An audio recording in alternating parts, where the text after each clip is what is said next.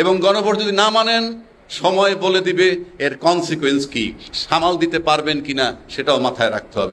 সংবিধানের দোহাই এত দেন, সিনায় বল থাকলে কালকে বঙ্গবন্ধুর ছবিটা ঝুলিয়ে দেন সংবিধানের 4-এর ক মোতাবেক। কেন ঝুলাতে পারছেন না?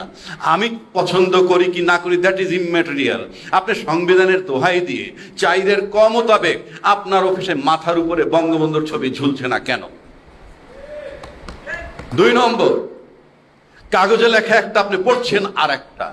যেই কাগজে লেখা আছে, ষষ্ঠ তফসিলে বলা আছে বাংলাদেশের স্বাধীনতার ঘোষক বঙ্গবন্ধু শেখ মুজিবুর রহমান। আমি ব্যক্তি কি সেটা আমার কাছে সাবজেক্ট না, কিন্তু সংবিধানে তো তাই বলা আছে। তাহলে আপনার সংবিধানে লেখা একটা, উচ্চারণ করেন আর একটা, যে জিয়াউর রহমানের স্বাধীনতার ঘোষক। আমি তো জিয়াউর রহমানের স্বাধীনতার ঘোষক, বঙ্গবন্ধুর স্বাধীনতার ঘোষক, এই বিতর্কে আমি নাই। এই বিতর্ক আপনাদের। আপনারা এখন ক্ষমতা আছেন, যখন জিয়াউর রহমান সাহেবের স্বাধীনতার ঘোষক, কালকে আরেকজন আসবে সে স্বাধীনতার ঘোষক। রাষ্ট্র এভাবে চলতে পারে না। এটা ক্লাব বা সমিতি না, এটা আপনাদেরকে মাথায় রাখতে হবে।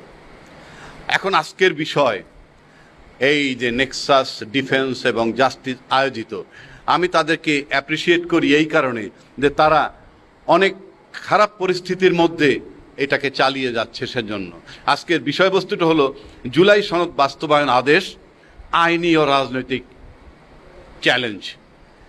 ইয়েস, আইনি ও রাজনৈতিক চ্যালেঞ্জ দুটোই আছে। রাজনৈতিক চ্যালেঞ্জটা মোকাবেলা করা খুবই সহজ। আপনি যদি এই গণভোট মেনে নেন, সেই মোতাবেক সংশোধন করেন, হয়ে গেল রাজনৈতিক সমাধান। পাশাপাশি আইনও মানা হলো। বিষয়টা তো সহজ, আপনারা জটিল করছেন কেন? শেখ হাসিনা 2008-এ ক্ষমতায় যাওয়ার পর 14 সাল থেকে তার যাত্রা শুরু হলো স্বৈরাচারের দিক, যখন তিনি 153টা সিট বিনা প্রতিদ্বন্দ্বিতা নিয়ে নিলেন। কিন্তু আপনারা তো দেখতেছি ফ্রম ডে 1 স্বৈরাচারী আচরণ করতেছেন। ফ্রম ডে 1 সংসদের বয়স 2 মাসও হয় নাই, 1 মাস চলছে হয়তোবা। সেক্ষেত্রে আপনার শুরুতেই এসে বলে দিলেন গণভোট মানবেন না। এইবার আসেন, এটার আইনি সমাধান কি এবং এটার প্রয়োজনটা কি, অত্যন্ত গুরুত্বপূর্ণ। আপনারা জানেন বাংলাদেশে অনেক অভ্যুত্থান হয়েছে, এরশাদকে সরানো হয়েছে, এমনকি বেগম খালেদা জিয়াকে অপসারণ করা হয়েছে আন্দোলনের মাধ্যমে টু সাম এক্সটেন্ট, এবং তাকে বাধ্য করা হয়েছিল 3 দলের রূপরেখা মোতাবেক আপনার তত্ত্বাবধায়ক সরকার বানাতে। তার মানে কি হইল? কিন্তু এই ব্যতিক্রম ধর্মী অভ্যুত্থান আপনারা দেখছেন কিনা?